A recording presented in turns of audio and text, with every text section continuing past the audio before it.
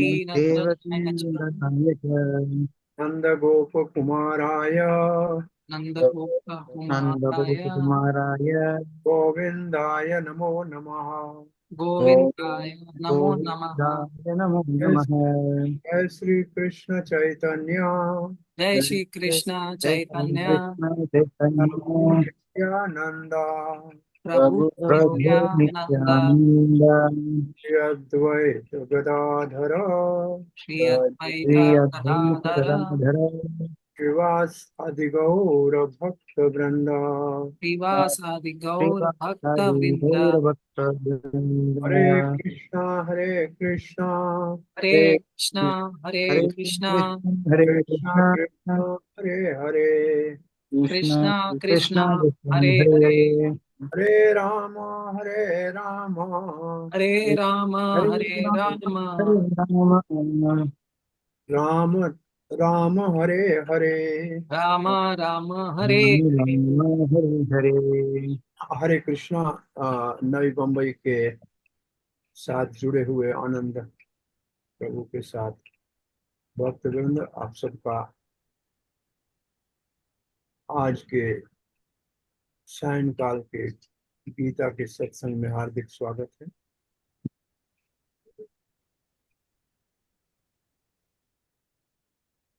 एक बार हम मॉरिशस में थे, वहाँ के मॉरिशस ब्रॉडकास्टिंग कॉरपोरेशन MBC, उन्होंने हमसे प्रश्न पूछा कि भगवत गीता जो 5000 साल पुरानी है, अब इस वक्त आधुनिक युग में नव युवकों के लिए इसकी क्या आवश्यकता है। तो हमने उनसे प्रश्न पूछा कि क्या आज इंसान को माँ की जरूरत है क्या। बोला ये कैसा प्रश्न है, बिना माँ के तो किसी का जन्म नहीं होता, बिना माँ के कोई भाषा बोलना नहीं सीखता, बिना माँ के सहारे के कोई चलना नहीं सीखता। माँ तो हर एक के जीवन में आवश्यक है, अति आवश्यक है। बिना माँ के तो कोई जन्म ही नहीं ले सकता, बोल नहीं सकता, चल नहीं सकता। मैंने बोला ठीक इसी तरह गीता को व्यास देव ने कहा है अष्टादश अध्यायनी अम्ब। अष्टादश का मतलब 18, अध्यायनी मतलब अध्याय वाली, अम्ब मतलब माता है। गीता 18 अध्याय वाली माता है। गांधी जी कहा करते थे, महात्मा गांधी जी, कि जब हम समस्याओं में घिर जाते हैं, कहीं से कोई राह नहीं दिखाई देती, अंधकार होता है, तब जैसे बच्चा अपनी माँ की गोद में जाके सर रखता है और माँ के स्नेह के हाथ से उसके हृदय में प्रकाश होता है, समस्याओं का समाधान मिलता है, नया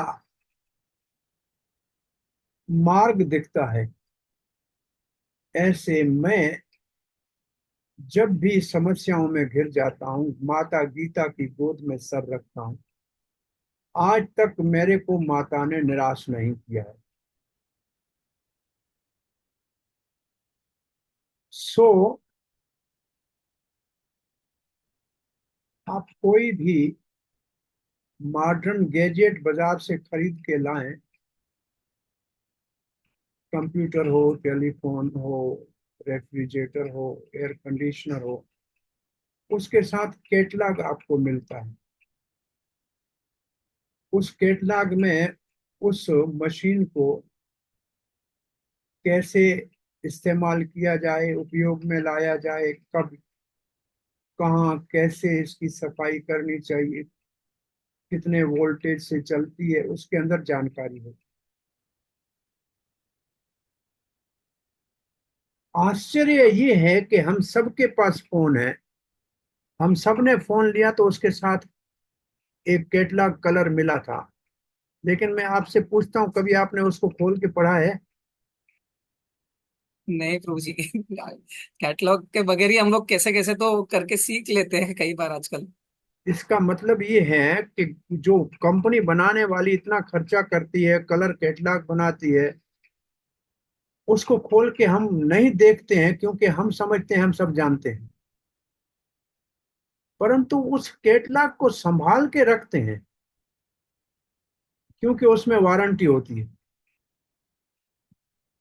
पढ़ते नहीं है, संभाल के रखते हैं क्योंकि उसमें वारंटी होती है। ठीक वैसे ही मानव इस भारतवर्ष में जब कर्मों के कारण जन्म लेता है, तो उसके साथ उसके मार्गदर्शन के लिए ये कैटलॉग गीता साथ में दिया जाता है कि आपको पहले आप बने हुए किस चीज के हो। आपकी असली पहचान आत्मा है, आपके ऊपर ये शरीर दिया है, मशीन है जिसके द्वारा आप अपने गंतव्य स्थान तक पहुंचना है आपको। ये कार है, ये गाड़ी है जो आपको दी गई है, जो आपको मंजिल के ऊपर पहुंचाने के लिए है। ये ये इसका इतना आयु है, इतने समय रहेगी, इसको इतने इस समय खाना देना है, इसको इस समय उठाना है, इस समय सुलाना है। उसका अपना एक पूरा युक्त आहार विहारस्य युक्त चेष्टस्य कर्मसो युक्त बोधस्य कर्मदा। ये यहाँ तक खाना कब खाना है, कम खाना है, ज्यादा खाना है, यहाँ तक सब जानकारी इसमें दी हुई है। परंतु हमारी ये एक बिगड़ी हुई आदत है कि जैसे हम कैटलॉग नहीं पढ़ते हैं, ऐसे कोई गीता को पढ़ता नहीं। परंतु घर में लाल कपड़े में बांध के रखा है कि गारंटी है इसमें, मरने के समय इसको हाथ लगाएंगे तो मुक्त हो जाएंगे, ऐसी धारणा बना के रखी हुई है। सभी आस्तिक हिंदुओं के घर में गीता पढ़ी होगी, लेकिन बच्चे नहीं पढ़ेंगे, बड़े नहीं पढ़ेंगे, कोई बूढ़ी माता कभी कभार पढ़ती होगी। प्रभुपाद जी से एक पत्रकार ने पूछा था कि स्वामी जी, सब चर्चेज में ओल्ड जेंटलमैन और लेडीज आती हैं, मस्जिदों में बड़ी उम्र के बुजुर्ग स्त्रियां पुरुष आते हैं, औरत और मर्द आते हैं, मंदिरों में भी वरिष्ठ व्यक्ति पूजा करने आते हैं, परंतु आपका ये आंदोलन में हमें तो मात्र मात्र नव युवक दिख रहे हैं।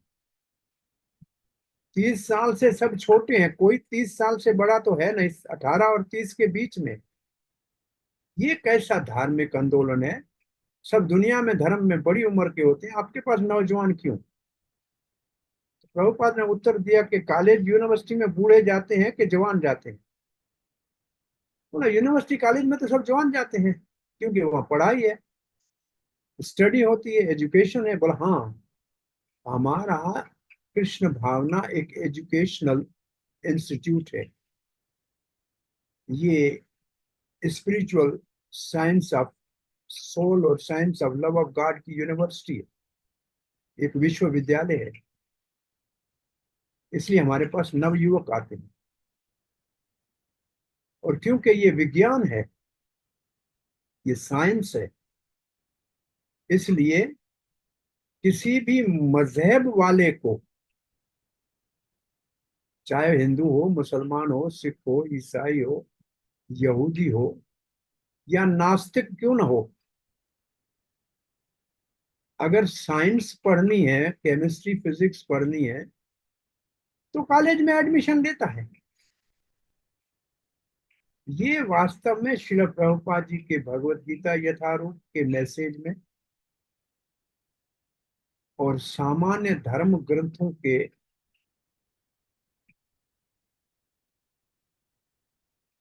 संदेश में अंतर है।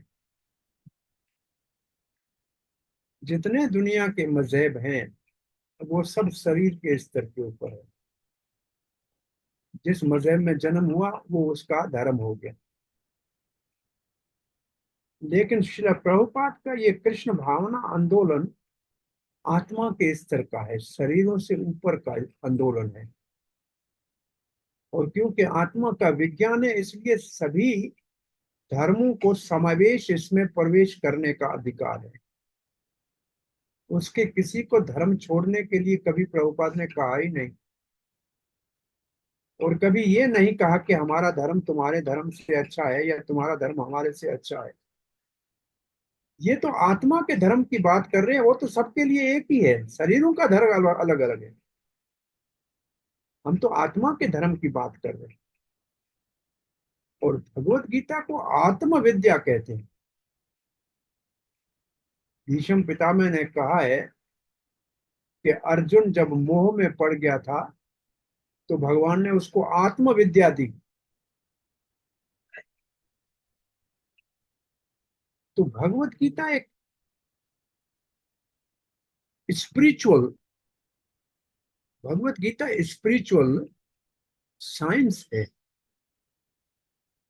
और इसका अध्ययन करने का अनिवार्यता है, अधिकार नहीं। इसको हर हाल में अध्ययन करना चाहिए। ईश्वर सर्वभूतानां हृदयेषु अर्जुन तिष्ठति। भगवान श्री कृष्ण कहते हैं मैं आपका सबसे अच्छा वेल विशर हूं, सौहृद हूं, शुभ चिंतक हूं, आपके हृदय में बैठता हूं। ये नहीं कहा कि हिंदुओं के हृदय में हूं या ब्राह्मणों के हृदय में हूं, सबके हृदय में हूं। सर्वभूतानाम, जितनों जो जिनका शरीर पांच भूतों का बना हुआ है, उन सब शरीरों के अंदर में परमात्मा के रूप में विराजमान। तो भगवान तो ऐसा नहीं कहता है कि मैं किसी एक के हृदय में हूं और दूसरे के हृदय में नहीं हूं।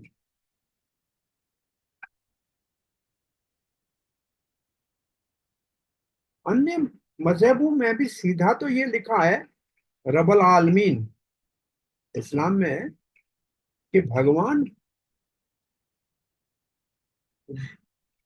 सारी दुनिया का है, किसी एक वर्ग वे विशेष का नहीं है।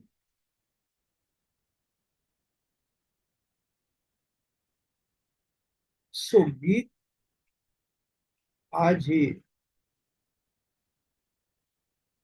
प्रभुपाद के पहले शिष्यों में से गर्ग मुनि प्रभु जी 60s में प्रभुपाद जी के जो ब्रह्मानंद और अन्य भक्तों को पत्र का व्यवहार था, उन चिट्ठियों का पढ़ के उसके ऊपर बता रहे थे कि प्रभुपाद जी ने कभी भी अपने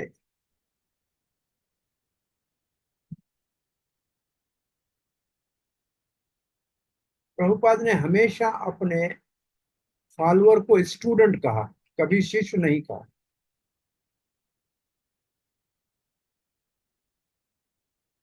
उन्होंने कहा जब हम पहले 3-4 लोग जाते थे प्रभुपाद के पास 26 सेकंड एवेन्यू में, तो हम कॉपी पेन ले जाते थे। और तब कोई भगवत गीता थी नहीं। प्रभुपाद जी राधा कृष्ण की भगवत गीता में से कुछ श्लोक पढ़ते थे और कहते थे 90%, 95% ट्रांसलेशन परफेक्ट है, लेकिन परपट में उसके अपने मन की बातें लिखी हैं। तो क्योंकि हम कॉपी पेन ले जाते थे तो प्रभुपाद ने हमको सदा स्टूडेंट कहा। और प्रभुपाद के अपने पासपोर्ट में उस जमाने में प्रोफेशन लिखते थे, आजकल पासपोर्ट में प्रोफेशन नहीं होता है। तो प्रभुपाद के पासपोर्ट में प्रोफेशन है टीचर। प्रभुपाद के अपने पासपोर्ट में टीचर प्रोफेशन है। और उन्होंने अपने सारे अनुयायियों को स्टूडेंट कहा कि हमारे स्टूडेंट बॉयज एंड गर्ल्स, ये स्टूडेंट है, ये जेंटलमैन है। शिष्य का नहीं कहा प्राय, क्योंकि जनरली ये चेला शब्द जो है वो बहुत चीप शब्द आध्यात्मिक सर्किल में हो गया है। भगवत गीता में अर्जुन दूसरे अध्याय के 7वें श्लोक में कहता है, कार्पण्य दोष उपहत स्वभाव पृच्छामि त्वं धर्म समूढ़ चेता यत् श्रेय सुनिश्चितम ब्रवीत तन्मे हम साधि माम त्वाम पर्पणम।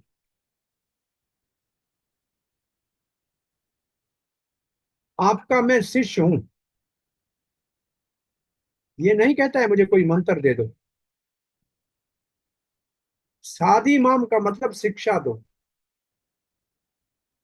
मुझे शिक्षा दो, मैं आपसे शिक्षा ग्रहण करने के लिए आया हूं। और भगवान ने 18 अध्याय में अर्जुन के सारे जो डाउट्स थे, समस्याएं थी, संशय थे, उन सब का निवारण किया। सो प्रभुपाद ऐसे आचार्य थे जो एजुकेशनर्स थे। उन्होंने धारावाहिक महीना महीना अपने स्टूडेंट को एक एक श्लोक करके पढ़ाया।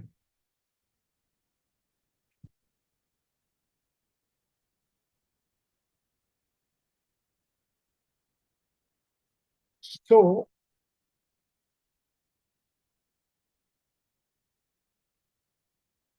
गर्ग मुनि कह रहे थे, प्रभुपाद जी कह रहे थे कि जब मैं अमेरिका में आया था उस वक्त 600 इंग्लिश ट्रांसलेशन गीता की अलग अलग व्यक्तियों ने, अलग अलग संतों ने किया था, लेकिन एक भी कृष्ण भक्त नहीं बना सके थे वो 600 प्रतियां। उनको पढ़ के एक भी भक्त नहीं बना। और श्रील प्रभुपाद के Bhagavad Gita as it is का प्रकाशन के साथ पाश्चात्य देशों में भक्तों के संख्या में वृद्धि होने शुरू हो गई। उनके जीवन में बड़ा ट्रांसफॉर्मेशन हुआ। उनके जीवन शैली में, उनके कार्य में, उनके भोजन में, उनके उठने बैठने में, उसके वस्त्र पहनने में बहुत बड़ा परिवर्तन आ गया। सामान्य भारतीय जो भी संत जाते थे, गुरुजन जाते थे, वो फिलॉसफी तो झाड़ते थे परंतु कल्चर नहीं दे पाते थे। श्रील प्रभुपाद जी फिलॉसफी के साथ कल्चर को देने में प्रथमता का दी, प्रायोरिटी दी कि डिवोशनल ड्रेस पहननी है, डिवोशनल भोजन करना है, डिवोशनल अपीयरेंस हमारा होना चाहिए। ये आज तक किसी ने नहीं किया था और ये आसान भी नहीं था सिखाना। रोटी पकाना सिखाना, धोती पहनना सिखाना, ये इतना आसान काम नहीं था।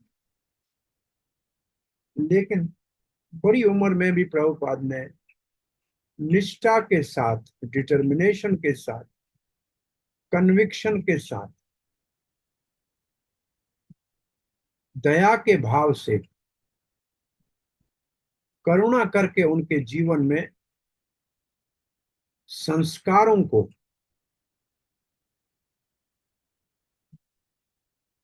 शिक्षा के साथ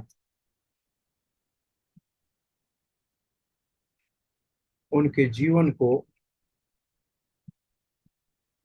डिवोशनल बनाया। फिर भी प्रभुपाद जी संतुष्ट नहीं थे कि मेरी आयु बहुत बड़ी हो गई है, मैं बहुत कम समय इनके साथ बिता सकूंगा और इतने समय में ये इस कल्चर को अच्छी तरह से एब्जॉर्ब नहीं कर पाएंगे।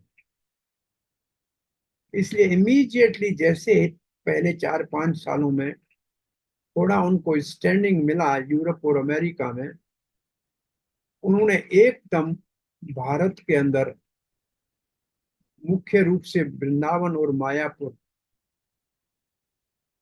और मुंबई को अपने केंद्र स्थापित करने की योजना को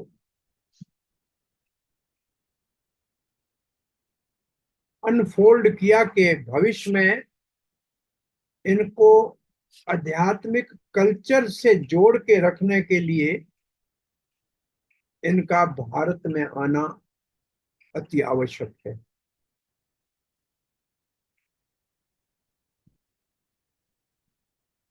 और हर साल मायापुर वृंदावन फेस्टिवल कार्तिक के महीने में शुरू किया,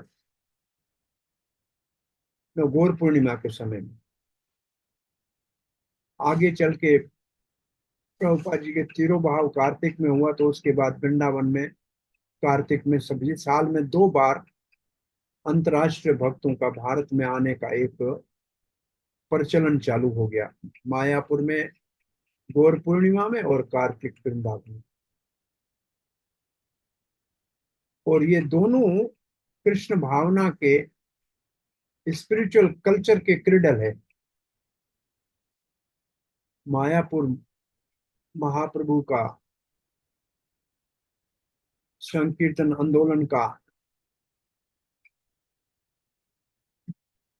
लीला का स्थली है, और ब्रज भगवान श्री कृष्ण के माधुर्य लीला की स्थली।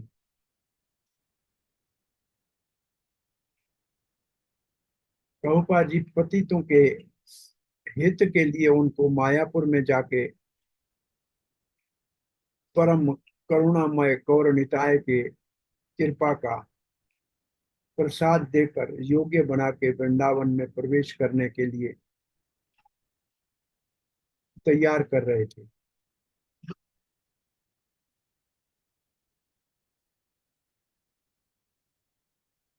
कहीं भी पब्लिक स्पीकिंग हो, बाहर कहीं आध्यात्मिक विषय के ऊपर बोलना हो, श्रील प्रभुपाद सदा भगवत गीता का ही प्रवचन करते थे। इन हाउस भक्तों के मॉर्निंग के प्रोग्राम में श्रीमद् भागवत को कक्षा के रूप में रखा था।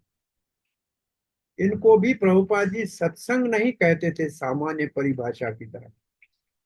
Morning Bhagavad Gita Bhagavat class, evening Bhagavad Gita class, इनको कक्षा नाम दिया।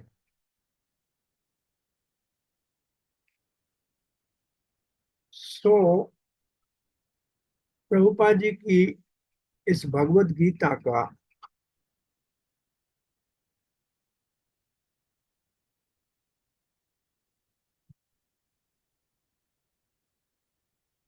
अध्ययन करना, समझना, अपने जीवन में उतारना और शिक्षाओं के अनुरूप जीना,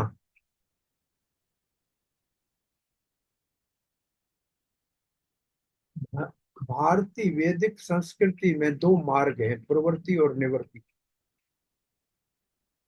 वेदों में 2 मार्ग है। निवृत्ति सन्यासियों के लिए है जो सब त्यागते हैं, प्रवृत्ति गृहस्थों के लिए है जो स्टेप बाय स्टेप आगे बढ़ने का प्रयास करते हैं। परंतु गीता और भागवत इन दोनों मार्गों से विलक्षण है। न प्रवृत्ति है न निवृत्ति है, ये भागवत मार्ग है। और ये गौड़िया मठ से भी अलग है। गौड़िया मठ है, मठ में केवल ब्रह्मचारी और सन्यासी रहते हैं। प्रभुपाद ने सोसाइटी स्थापित की जिसमें सब वर्ण आश्रम के लोग रह सकते हैं। ये मठ नहीं है, ये सोसाइटी है। और सोसाइटी की स्थापना करके प्रभुपाद जी ने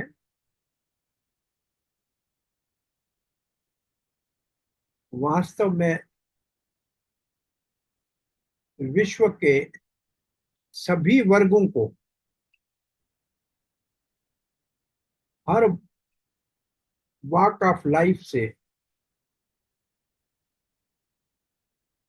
हर जेंडर को, स्त्री हो पुरुष हो, यहां तक के बच्चों के लिए गुरुकुल खोले।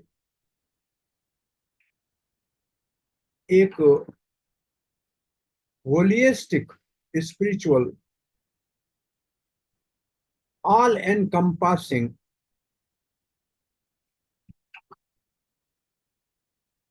आध्यात्मिक चार्टर प्लान को जो है अनफोल्ड किया।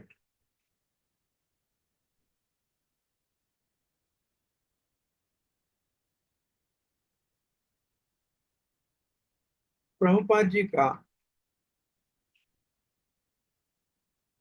दृष्टिकोण ये है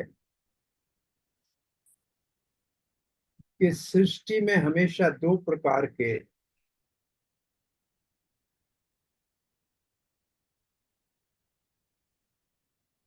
इंसान होते हैं। एक असुरी गुणों से संपन्न होते हैं, दूसरे दैवी गुणों से संपन्न होते हैं। ये संतुलन बिगड़ना धर्म का पतन है। क्राइटेरिया क्या है कि कौन देवी संपन्न के है और कौन असुरी संपदा के है? इसका क्राइटेरिया है शास्त्र। ये शास्त्रम विधिम उत्सर्जया यजन्ते काम कारतः न सिद्धिम अमापनोति न सुखम न पराम गति। 16वें अध्याय का श्लोक है। जो शास्त्र की मर्यादाओं का पालन नहीं करते हैं उनको न सफलता मिलती है, न सुख मिलता है, न परम गति मिलते हैं। वो असुरी संपदा के। तो प्रभुपाद जी का जो दृष्टिकोण था कि जितना अधिक हम गीता आदि पुस्तकों का वितरण करेंगे, विशेष रूप से गीता मैराथन, गीता जयंती के महीने में, बाय द वे ये क्रिसमस से कोइंसाइड करता है और दिसंबर में एक एक वेस्टर्न वर्ल्ड में कल्चर है फेस्टिविटी का। उस समय गीता मैराथन के नाम से प्रभुपाद ने गीता वितरण का एक बहुत बड़ा अभियान शुरू किया। उसके पीछे कोई किताब बेचना उद्देश्य नहीं, लोगों को देवी संपदा से जोड़ना है। क्योंकि असुरी प्रकृति के लोग बहुत कम होते हैं, इनोसेंट लोग ज्यादा होते हैं, बहुत सरल लोग ज्यादा होते हैं। उनको ये जो असुर लोग हैं उनको एक्सप्लॉइट करते हैं। इसलिए उनके हाथ में गीता पहुंच जाए और गीता के सत्संग का और शिक्षा का उनको सौभाग्य प्राप्त हो जाए तो वो देवी संपद में आसानी से आ सकते हैं, क्योंकि वो असुर नहीं है। तो ये गीता वितरण और गीता के प्रवचन वास्तव में समाज में भगवान श्री कृष्ण के धर्म स्थापना के कार्य में सहयोग है। देवी संपत्ति के लोगों की वृद्धि करना है। असुरी संपत्ति की कमी होने से शांति दुनिया में शांति और सुख आएगा। यही भगवान के अवतार का उद्देश्य है और भगवान अपनी वाणी के रूप में अवतार है। भगवत गीता भगवान की वाणी का अवतार है, भागवत भगवान की वाणी का अवतार है, भगवान का नाम रूपी अवतार है, कली काले नाम रूपी कृष्ण अवतार। तो ये हरे कृष्ण भूल जाना पड़ा। मैं क्लास दे रहा हूँ, 15 मिनट के बाद आपसे बात करता हूँ। कल मैं एक बार आऊंगा, शायद मैं बात कर। सो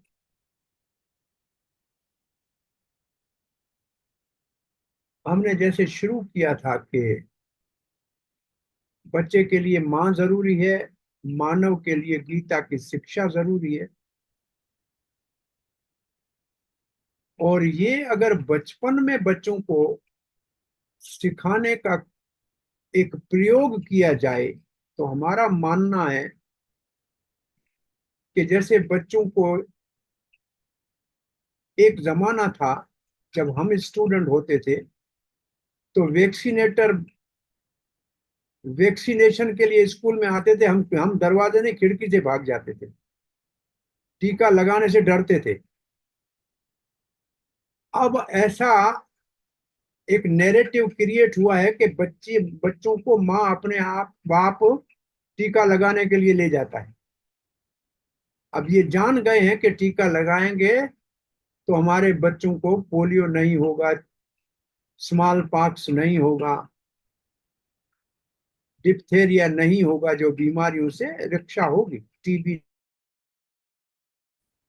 ठीक इस प्रकार से अगर बच्चों को बचपन में भगवत गीता का अध्ययन कराया जाए तो ये स्पिरिचुअल इम्यूनाइजेशन है उनके फ्यूचर में डिग्रेडेशन होने से बचाने का।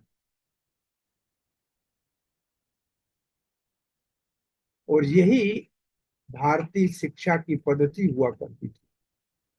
हम ऐसे कई बच्चों जानते हैं, बच्चे जो 10-12 साल की उम्र में सारी गीता के 700 श्लोक याद है उनको। उनको सारी गीता याद है। 6 साल, 7 साल, 8 साल के बच्चों को। इसका अर्थ है कि उस वक्त मेमोरी उनकी बिल्कुल फ्रेश होती है। उस मेमोरी में ये गीता के श्लोक, ब्रह्म शब्द आ जाने से उनको करप्ट नहीं किया जा सकता किसी भी बाद में, किसी भी अनैतिक शिक्षा से उसको करप्ट नहीं किया जा सकता। ये व्यवस्था अभी भी हम इस कान में करने में समर्थ नहीं है। अपने बच्चों को बचपन से भगवत गीता की शिक्षा देने के लिए कुछ अधिक प्रयास नहीं कर पा रहे हैं। एटलीस्ट संडे स्कूल खोल के कुछ न कुछ इसका कुछ केंद्रों में प्रयास चल रहा है। मैं जानता हूं दुबई में सब बच्चे, ऑलमोस्ट ब्रेवोडी के बच्चों को 100 से ज्यादा श्लोक याद होंगे। उनको अभ्यास कराया जाता है। उनका अपना बाल कीर्तन मेला होता है श्लोक रिसिटेशन का। एक एक बच्चे को 100 इंपॉर्टेंट श्लोक याद होंगे। तो ये समझदार पेरेंट के लिए जरूरी है कि अपने बच्चों को बचपन से ही गीता के अध्ययन कराने के लिए व्यवस्था करें।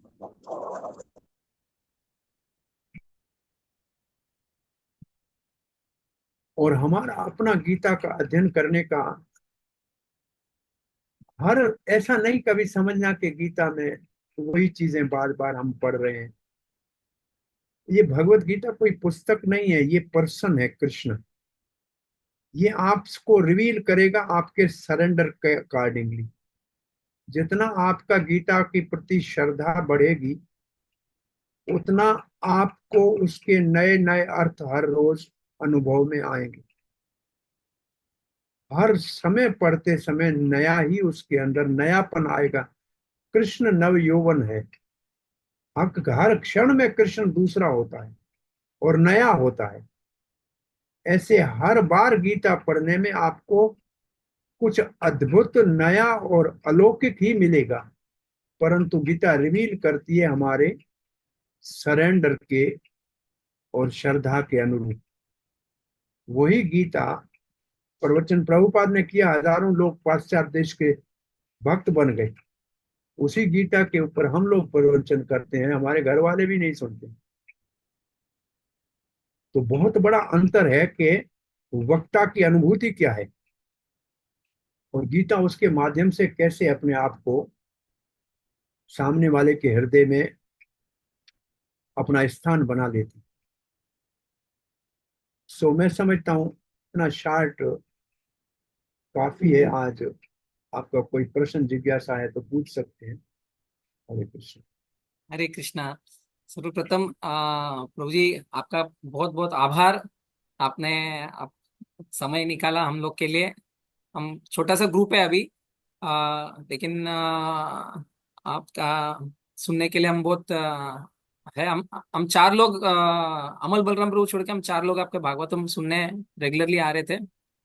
और भी, मैं अभी जो कुछ प्रश्न पूछूंगा, बाकी भक्त लोग भी से अनुरोध है वो भी प्रश्न पूछ सकते हैं। ठीक है। तो प्रभु जी, आ, आज ही हमारा एक मीटिंग हो रहा था इधर। हम बहुत सारे भक्त जो हैं, हम लोग खुद शास्त्र अध्ययन करने का प्रयास कर रहे हैं और एट द सेम टाइम प्रचार करने का भी प्रयास कर रहे हैं। तो कुछ हमारे प्रश्न ऐसे रहेंगे, तो थोड़ा भगवत गीता के आधार पे प्रचार करने से रिलेटेड भी रह सकता है, प्रैक्टिकल इश्यूज के ऊपर। तो पहला प्रश्न मेरा ऐसा है कि गुरु जी, आज ही हमारा चर्चा हो रहा था कि जो सत्संग कार्यक्रम रेगुलरली वीकली हमारा सत्संग कार्यक्रम होते हैं, तो जहाँ पे प्रवचनकर्ता जो भी आते हैं, तो वो भगवत गीता के आधार पे प्रवचन करते हैं, एक श्लोक दो श्लोक करते हैं। तो आज हमारा चर्चा हो रहा था कि उनको वैष्णव सदाचार कैसे दिया जाए। आज जैसे आप बता रहे थे, प्रभुपाद जी भक्तों को भी वैष्णव सदाचार से कनेक्ट करना चाहते थे। तो जो आपकी स्टडी रहेगी रहेगी और प्रभु जी प्रभुपाद के शिष्यों से आपने बात किया रहेगा, तो ये प्रभुपाद कैसे कर पाते थे और हम आज के तारीख में ये कैसे कर पाए, क्योंकि भक्त जो हैं जो मतलब सत्संग कार्यक्रम से जुड़े रहते हैं, तो हफ्ते में एक ही दिन आते हैं। तो सपोज संडे का रहता है तो एवरी संडे मिलते हैं, सैटरडे रहेगा तो एवरी सैटरडे मिलते हैं। तो कैसे फिर आगे बढ़ा जाए, मतलब भगवत गीता क्या सफिशिएंट एनफ रहेगा कि जिससे हम लोग बहुत भगवान का नॉलेज, मतलब भगवत ज्ञान भी प्राप्त करेंगे और वैष्णव सदाचार भी प्राप्त कर लेंगे। सेल्फ सफिशिएंट है कि हमें इसके लिए अलग से कुछ सेशंस लेना चाहिए, कि कैसे बैलेंस करना चाहिए? दोनों एक दूसरे से सेपरेट नहीं है। वैसे वैष्णव सदाचार के कुछ कैरिकुलम में कोर्सेज चलते रहते हैं, वो एक बार दीक्षा आदि लेने के बाद भक्तों को सिखाने के लिए आवश्यकता पड़ भी सकती है। लेकिन आप लोगों के संडे प्रोग्राम को हमने रशिया में एक बात को देखा है कि सारे भक्त जब मंदिर के लिए जो भी वीकेंड के प्रोग्राम में आते हैं, तो क्योंकि वहां ऐसा है कि बाहर हो सकता है धोती साड़ी नहीं पहन सकते हो स्त्रियां पुरुष, भारत में तो ऐसी समस्या नहीं है। फिर भी कुछ लोगों को ऐसे लगता है कि पब्लिक में हम नहीं पहने, तो वो अपने साथ डिवोशनल ड्रेस ला सकते हैं। और ऐसे रशियन मंदिरों में एक रूम लेडीज का और एक जेंट का चेंज रूम होता है। वो आते ही बाहर के कपड़े उधर उतारेंगे, मंदिर में अंदर एंटर करने से पहले धोती कुर्ता पहन लेंगे और सारी स्त्रियां पहन लेंगी और तिलक लगा लेंगी। और जब जब सत्संग में बैठेंगी तो वो डिवोशनल एक ड्रेस में बैठेंगी। उससे उनका जो है, जैसे एजुकेशन एक स्कूल की ड्रेस होती है, यूनिफॉर्म होती है, यूनिफॉर्म में आते हैं बच्चे तो उनमें एक एकता होती है, सबका सीखने का एक भाव बनता है।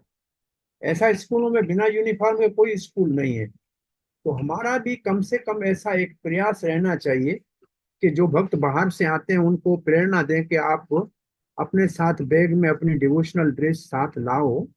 और बाहर पहनने में आपको दिक्कत होती है, कोई बात नहीं, जब अंदर आओ तो क्लास के समय पहन लो। वो एक घंटे के लिए आप जब वो उसी ड्रेस में वैसे बैठो तो अच्छा है। तो ऐसे हमने रशिया में देखा तो हमको अच्छा लगा कि हर मंदिर में चेंज रूम है, क्योंकि बाहर से ऑफिस से लोग आते हैं, तो कम से कम उनको मालूम है कि आज सत्संग में जाना है, तो अपने साथ वो ड्रेस लेके जाएं, कोई आपत्ति नहीं।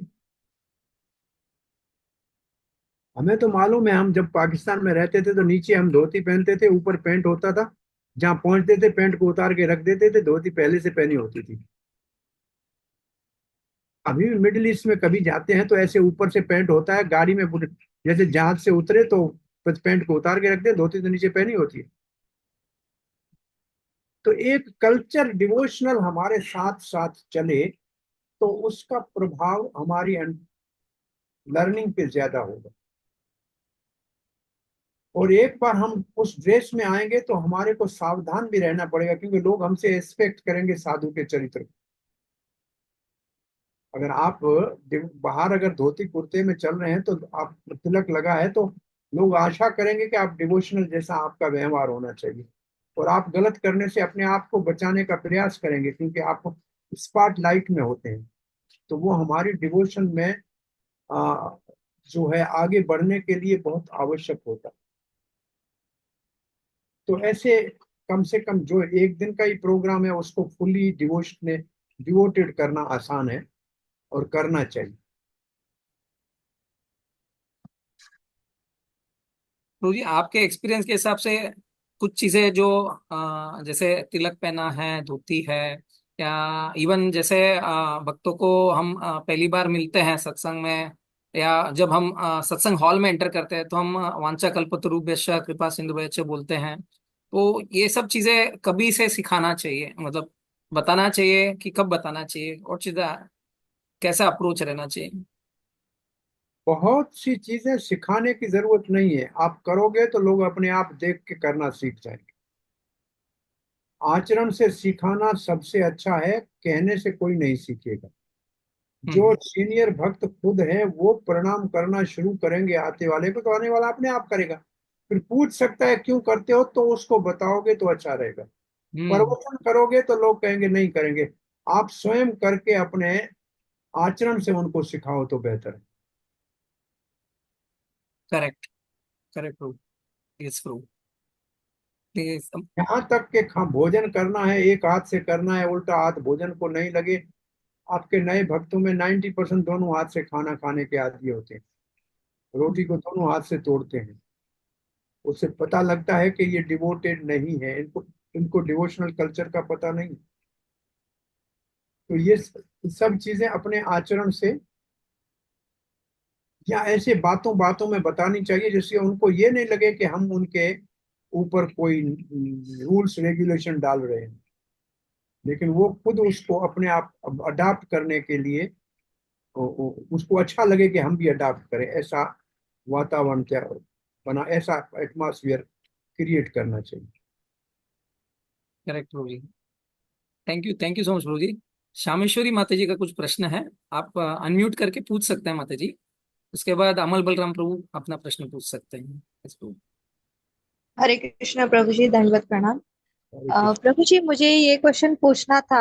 अगर कोई नए भक्त है जो अभी नए से ही जुड़ रहे हैं कृष्णा कॉन्शियसनेस में, तो उनके बहुत सारे क्वेश्चंस रहते हैं, थोड़े कभी कभी चैलेंजिंग भी रहते हैं। तो उनको कैसे गाइड किया जाए? फॉर एग्जाम्पल, अभी एक माता जी है जो रिसेंटली कनेक्टेड हुई है मुझसे। तो उनका ये क्वेश्चन था कि जैसे प्रभु जी लोगों को एक आश्रम मिलता है, तो वो अच्छे से मंदिर में रह सकते हैं, मंदिर की गतिविधियों में पार्टिसिपेट कर सकते हैं। तो ऐसा माता जी लोग के लिए क्यों नहीं है? तो उनको मैंने बताया कि शास्त्रों के हिसाब से women should be protected at every stage of her life. And Prabhupada ji ने भी वही आपने बहुत सोच के भारी फिलोसॉफी कोई पहले पहले दिन इतनी भारी फिलोसॉफी बता दी, भाग जाएगी। नहीं नहीं प्रभु जी, भाग नहीं जाएंगे, हाँ, बट मेरा मतलब है कि ये स्टेज नहीं है उनको बताने का। अच्छा। उनको हाँ, तो उनको प्रभु जी गाइड कीजिए कि उनको कैसे उनको मैं उनको ये बताना है कि प्रभुपाद जी ने पहला एक आचार्य है पाश्चात्य देशों में ब्रह्मचारिणी आश्रम बनाए। उन्होंने ब्रह्मचारियों के लिए भी आश्रम बनाया, ब्रह्मचारिणियों के लिए भी आश्रम बनाया। और ये इस्कॉन में पूरी दुनिया में आज भी हर मंदिर में ब्रह्मचारिणियों के लिए, जो लेडीज अकेली हैं उनके लिए प्रोविजन है। ऐसा नहीं है कि नहीं है। और यहाँ भी इस्कॉन के मंदिरों में कांग्रीगेशन में जो लेडीज अलग आती हैं उनके लिए, मानो के सैटरडे को रहना चाहें तो उनके लिए व्यवस्था है। लेडीज के रूम हैं बने हुए, ऐसा नहीं कि नहीं है, है। हरे कृष्ण। तो पहले क्या है, प्रोटेक्शन वाली ये बात करेंगे तो उन हरे कृष्ण बेटा, ओके। हरे कृष्ण। सो असल में क्या है कि कुछ फिलॉसफी होती है जो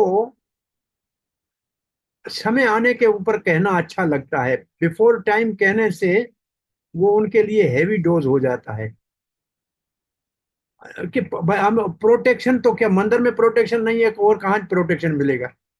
भाई मंदिर में रहने की जगह क्यों नहीं बनाई आपने, उसका प्रश्न बहुत अच्छा है।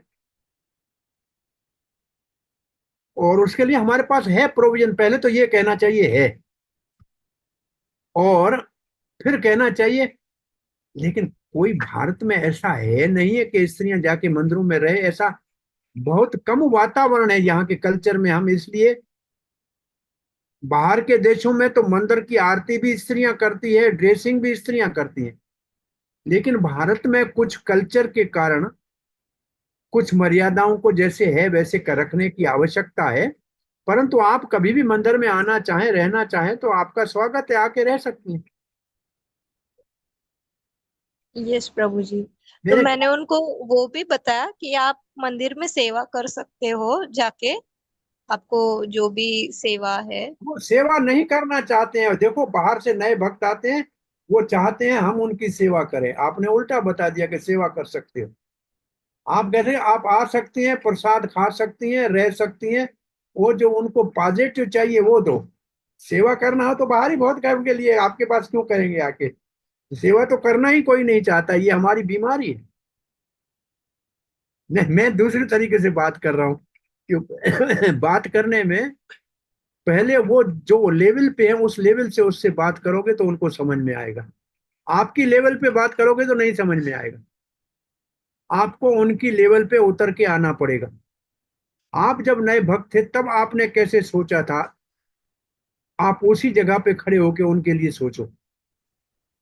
हरे यस प्रभु जी। यस, मैं भी वही को रिलेट कर रही थी, क्योंकि मेरे भी इनिशियली जो क्वेश्चंस थे वही उसने कल पूछे थे, तो आंसर आपको किया था मैंने आप इस अपने तरीके से। जीवन अनुभव से बताएं। मुझे भी ऐसे लगता था जब मैं आई हाँ। थी, तो मुझे ऐसे बताया गया, मुझे ऐसे बताया गया, और मैं इतना कर पाई, इतना नहीं कर पा रही हूँ। मेरे ख्याल में हमको बहुत स्ट्रेट फॉरवर्ड होना चाहिए। और जो चीजें ना में जिसका जवाब है वो ना कहना भी आना चाहिए। Yes Prabhu ji. To say no, ये बहुत डेयरिंग है और वो आना चाहिए। यस प्रभु जी। तो मेरा मतलब कहने का है कि हमारे को उनकी लेवल के ऊपर उनकी नीड्स क्या है, उनकी कंसर्न क्या है, उनकी जो है एन एन आई किसको कहते हैं, नीड्स, कंसर्न एंड इंटरेस्ट, सामने वाले के क्या है, आपके क्या है नहीं। कम्युनिकेशन का पहला रूल है NIC, needs, interest and concern of the opposite party, आपका नहीं। जो वो नई डिवोटी आई है उसकी नीड्स क्या है, उसकी इंटरेस्ट क्या है, उसका कंसर्न क्या है, उसको एड्रेस करो। ये ओके। ये कम्युनिकेशन का पहला रूल है।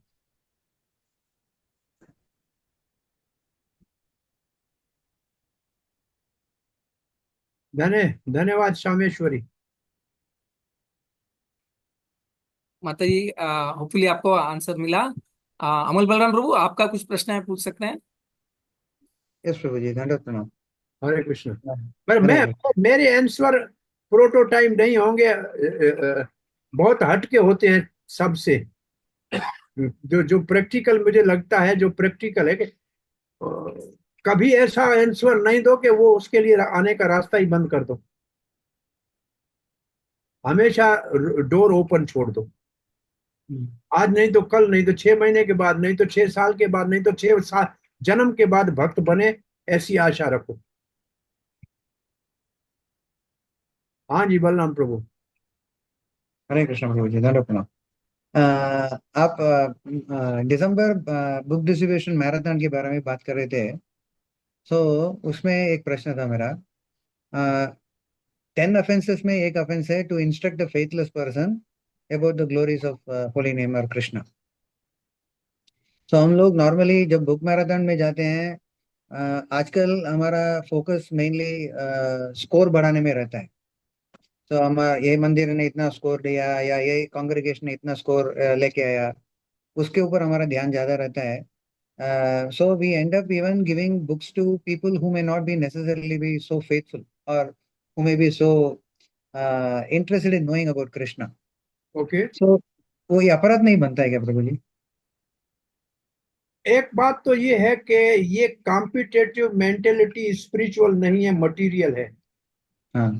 ओके। स्पिरिचुअल है कोऑपरेटिव। स्पिरिचुअल वर्ल्ड में कोऑपरेशन होता है, कंपटीशन नहीं होती है। तो हमारे को कॉम्पिटेटिव नहीं होना चाहिए, कोऑपरेटिव होना चाहिए।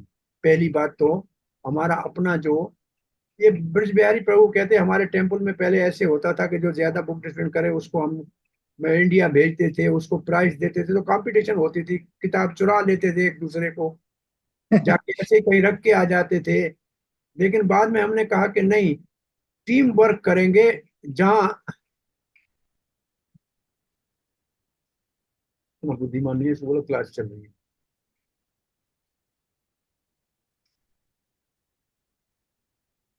इसलिए ऑन किया था, सुना रहा था क्लास, फिर भी नहीं समझा।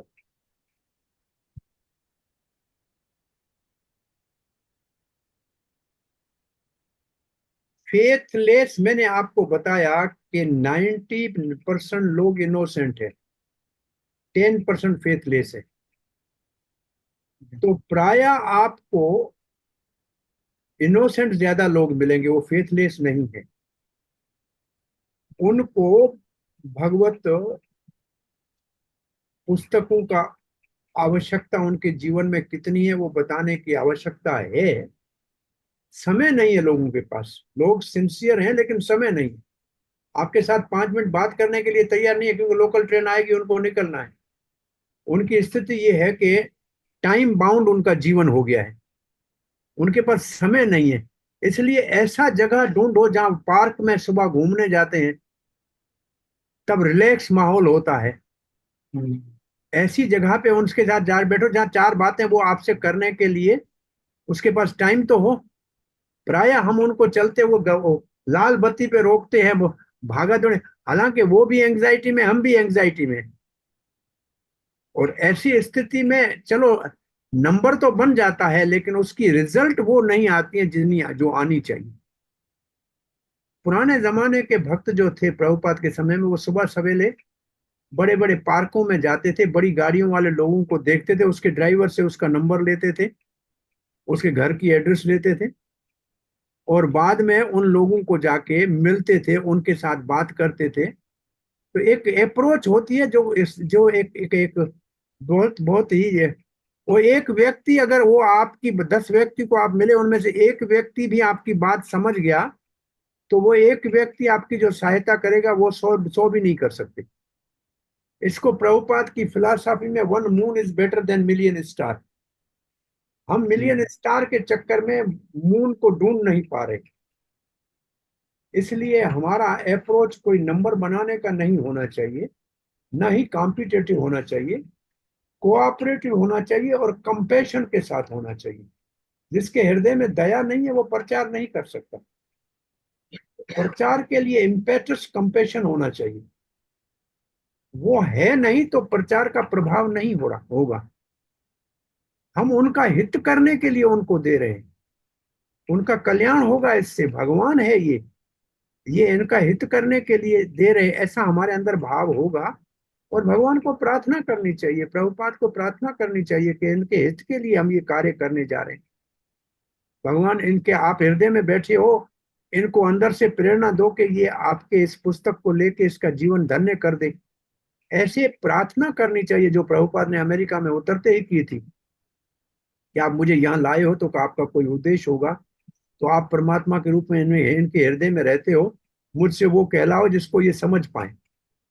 तो ऐसा हमारा अपना भाव भी होना चाहिए प्रचार करने से पहले, न कि कॉम्पिटिटिव होना चाहिए। तो हमारे कल्चर को चेंज करना पड़ेगा, सिर्फ नंबर से काम नहीं चलेगा। प्रभु जी थैंक यू। हरे कृष्ण। बहुत थैंक यू। अच्छा आपने गाइडेंस दिया प्रभु जी। ये दोनों जगह पे हो रहा है आज के तारीख में, इवन बुक डिस्ट्रीब्यूशन में भी और इवन सत्संग कार्यक्रम में भी, कि हमारा सत्संग ज्यादा सक्सेसफुल है क्योंकि हमारे पास ज्यादा नंबर लोग हैं, ज्यादा नहीं, लोग ज्यादा माला कर रहे हैं।